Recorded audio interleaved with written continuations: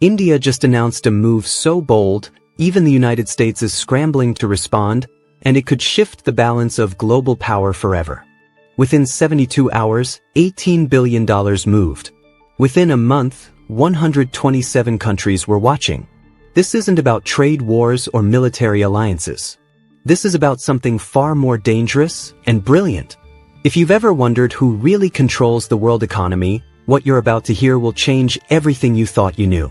But before we dive in, if you're new here, hit the subscribe button and leave a comment. I subscribe. And I'll personally welcome you into the family. With that said, let's get started. Meet Rajesh. He's 34, runs a small textile export business in Mumbai. For years, he lost clients because of one thing: international payments. Transactions took 5 days. Fees ate 7% of every deal. Banks controlled everything. And he's not alone. According to a 2024 IMF report, 92% of global trade still runs through a system controlled by just 4 countries: the United States, the European Union, China, and Japan. Every time Rajesh sold fabrics to a buyer in Kenya, the money traveled through New York. Even though neither he nor his client were American. Even though the deal had nothing to do with America. But India just found a way to bypass the entire system. And the West? They didn't see it coming. India didn't just challenge the US dollar. They created an alternative financial highway that 18 nations have already signed onto.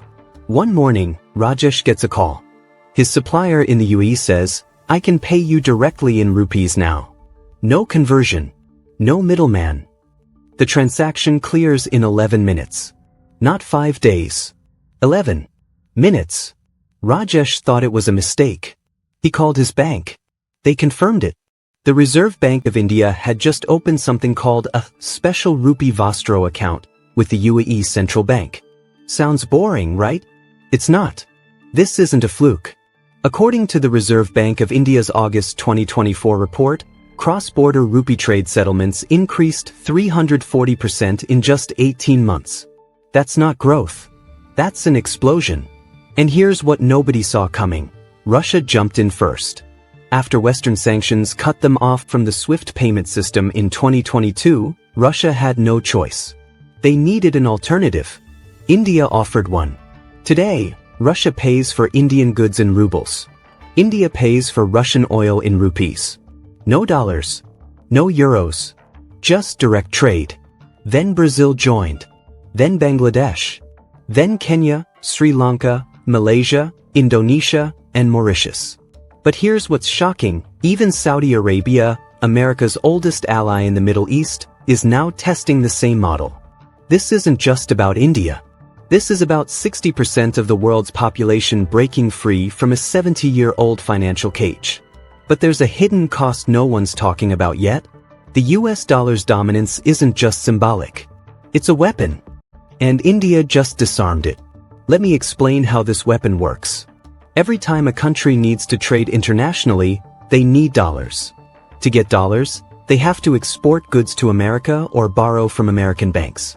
This gives the United States unbelievable power. If you don't play by America's rules, they cut you off. They freeze your assets. They sanction your banks. Iran learned this in 2012. Venezuela learned this in 2019. Russia learned this in 2022. Afghanistan's central bank reserves? Frozen overnight. $7 billion. Gone. Here's why this matters.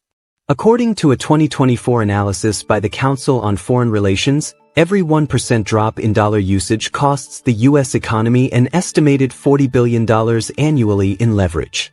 That's not just money. It's control. Sanctions power. Global influence. When the dollar is used less, America's ability to punish countries without firing a single bullet disappears. And that terrifies Washington. Now meet Priya. She's 28, a freelance graphic designer in Bangalore. She used to lose 12% of her income to currency conversion fees and international wire charges. Clients in Kenya, Indonesia, even small startups in Nigeria. They all paid through the same expensive, slow system. Banks in 3 countries touched her money before it reached her account. Each one took a cut. Each one added delays. Not anymore. Now she's paid directly in rupees. Same clients. Same work. But 12% more money in her pocket. She told me, "I thought international payments would always be like this. I didn't know there was another way." That's exactly what the West was counting on. That people wouldn't know there's another way. Within 3 weeks of India's announcement, the US Treasury held emergency closed-door meetings. The Federal Reserve sent advisors to Delhi. The State Department issued warnings about currency instability. Because if this model spreads, the petrodollar collapses. And with it, America's ability to print money without consequences. The system that's funded wars, bailouts, and global dominance for 70 years? It starts to crumble. Think about it. The US national debt is $34 trillion. How does America keep borrowing without collapsing? Because the world needs dollars. So they buy US Treasury bonds. They keep lending to America because they have no choice. But if the world stops needing dollars, who's going to buy America's debt?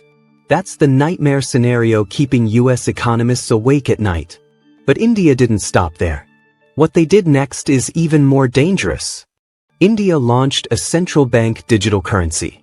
And it's already processed 1.3 million transactions in pilot mode. Let me break this down. A CBDC is digital money issued directly by the central bank. It's not Bitcoin. It's not crypto. It's government-controlled digital cash. Rajesh, our textile exporter, he now uses digital rupees to pay his employees instantly. No bank delays. Zero fees. His cash flow improved 23% in 6 months. He reinvested that money, hired 3 new people, and doubled his client base. He told me something interesting. Before, I had to plan payroll 3 days in advance because of bank processing. But I pay people the second I receive payment from my clients. That's not just convenience. That's economic velocity. Money moving faster means businesses growing faster. But here's the kicker. According to the Atlantic Council Geoeconomics Center's 2024 study, India's CBDC infrastructure is 18 months ahead of the Federal Reserve's digital dollar plans. How did India move so fast? Because they built on top of something that already existed, UPI, the Unified Payments Interface. In March 2024 alone, UPI processed 12.2 billion transactions. That's more than Visa and MasterCard combined. In one country, in 1 month. India didn't have to convince people to adopt digital payments. They already had. 400 million people were already using phone-based payments for everything from buying vegetables to paying rent. So launching a CBDC? It was just the next step. China did this first with the digital yuan. But here's the difference. China's system is closed, controlled, monitored. India's version? They're offering it to other countries.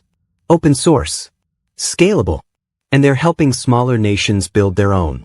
Imagine a world where your country doesn't need permission from Washington to do business. That's what's happening right now. Kenya's exploring it. Bangladesh is in talks. Even Sri Lanka, fresh out of economic collapse, is looking at this as a lifeline.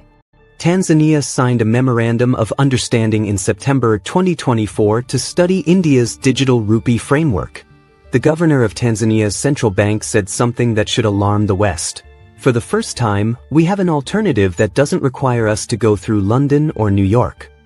But every revolution has a dark side. And India's? It's already showing cracks. India's move is brilliant. But it's also risky. Here's what they're not telling you. Remember Priya, our freelance designer? One day, her digital rupee account was frozen for 3 hours. No warning. No explanation. Just a notification, account under security review. When she called the helpline, they told her it was automated. An algorithm flagged multiple international transactions in one day as suspicious activity. The problem? Those were her normal work payments. 5 different clients. 5 different countries. All legitimate. But she couldn't access her money. Couldn't pay her bills. Couldn't prove her innocence to a machine. With CBDCs, your money isn't truly yours. The government can see every transaction. They can freeze your account instantly.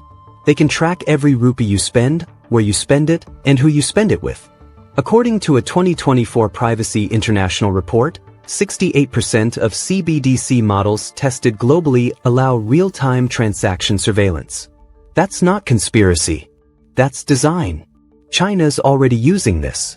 Their digital yuan tracks every purchase. If you buy too much alcohol, your social credit score drops. If you donate to the wrong charity, you get flagged. The Chinese government can even program expiration dates into their digital currency. Imagine, the government gives you money, but you have to spend it within 30 days or it disappears. India says they won't do this. But the infrastructure is already there. The capability exists. And here's what worries privacy advocates. Once that power exists, it's almost impossible not to use it. But here's the twist. India's also betting on decentralization through UPI. That's person-to-person payments. No centralized control. Peer-based trust. So India's playing both sides. Centralized digital currency for government control and global trade. Decentralized payments for citizens and daily transactions. It's genius. But it's also a gamble. Because here's the second risk. If the rupee becomes a global currency, inflation risk skyrockets. Let me explain. Right now, India controls its money supply for 1.4 billion people. That's already complicated. But if 18 countries start using rupees? If African nations, Southeast Asian nations, and Middle Eastern nations all start holding rupees as reserves? India would have to print more rupees to meet global demand. And when you print more money, each rupee becomes worth less. That's inflation. Turkey tried to internationalize the lira in 2022. They wanted their currency used for regional trade. The currency value dropped 44% in 8 months. Savings evaporated. Businesses collapsed. People's life savings became worthless. Argentina tried the same thing with the peso. Inflation hit 160% annually. A loaf of bread that cost 100 pesos in January cost 260 pesos by December. So the question isn't whether India's move is smart. It's whether India can manage the consequences. Because there's a third risk nobody's talking about: retaliation. The United States didn't become the global superpower by asking nicely. And they won't give up dollar dominance without a fight. History shows us what happens when countries try to move away from the dollar. Iraq announced plans to sell oil in euros in 2000. 3 years later, the US invaded. Libya's Muammar Gaddafi proposed a gold-backed African currency in 2009. By 2011, NATO was bombing Tripoli. I'm not saying the US will invade India. That's absurd. India has nuclear weapons and 1.4 billion people. But economic retaliation? That's already starting. In October 2024, the US Trade Representative opened an investigation into India's digital trade policies. They're calling it discriminatory practices. The IMF, which is heavily influenced by the US Treasury, suddenly released a report warning about currency instability in emerging markets. Guess which country they focused on? India. American banks are being encouraged to limit rupee exposure. JP Morgan quietly reduced its rupee holdings by 18% in the third quarter of 2024. This is the playbook. Diplomatic pressure. Economic warnings. Financial isolation. The question is, will it work? Because if this works, everything changes. And if it fails, whether you're in Lagos, Los Angeles, or London, this affects your wallet, your savings, and your future. Let me make this personal. If you do business internationally, rupee-based payments could cut your costs by 4 to 9%. But you need to know which platforms are safe. Not all rupee settlement banks have the same infrastructure. The State Bank of India, ICICI Bank, and HDFC Bank have the most robust systems. But smaller cooperative banks? They're still building capacity. You could face delays or technical glitches. If you're an investor, emerging market currencies just became far more volatile and profitable. The smart money is already moving. I spoke with a currency trader in Singapore. He told me his fund shifted 12% of its portfolio into rupee-denominated bonds in August 2024. Their returns so far? 34%. But he also warned me, this only works if you time it right. If the rupee crashes, you lose everything. That's the gamble. High risk, high reward. If you're saving for retirement, this matters too. If the dollar weakens, your savings buy less. Imported goods cost more. Foreign vacations become more expensive. But it also means American exports become cheaper. Manufacturing could return to the US. Jobs could come back. Everything has a trade-off. Rajesh, our textile exporter, now earns 18% more per client. He reinvested in his business, hired 3 new employees, and just secured contracts in 2 new countries. One policy shift changed his entire trajectory. He told me, "For the first time in my life, I feel like my country is leading instead of following." And that sentiment? That's spreading across India, across the global south. According to the World Economic Forum's 2024 predictions, by 2030, 40% of global trade could bypass the dollar entirely. That's not a possibility. That's a projection. The BRICS nations, Brazil, Russia, India, China, and South Africa, are already working on a shared currency for internal trade. Saudi Arabia is in talks to join BRICS. Egypt joined in January 2024. UAE joined. Ethiopia joined. This isn't a fringe movement anymore. This is a tectonic shift. But here's what makes India's approach different from China's or Russia's. China wants to replace American dominance with Chinese dominance. They want the yuan to be the new global currency. They want control. Russia wants chaos. They want to burn down the existing system because they've been locked out of it. India? India wants options. They don't want to replace the dollar. They want to give countries a choice. That's why India's approach is working where others failed. They're not asking countries to pick sides. They're offering an alternative and letting countries decide. And that's terrifying to the West. Because given a choice, most countries would rather not depend on Washington. India didn't ask for permission. They built the future and invited the world to join. And that's power. So here's what I want to know. Do you think India's model will replace the dollar, or will the US find a way to shut this down? Drop your prediction in the comments. I'm reading every single one. And if you want me to break down China's next move in this currency war, let me know below. This is just the beginning.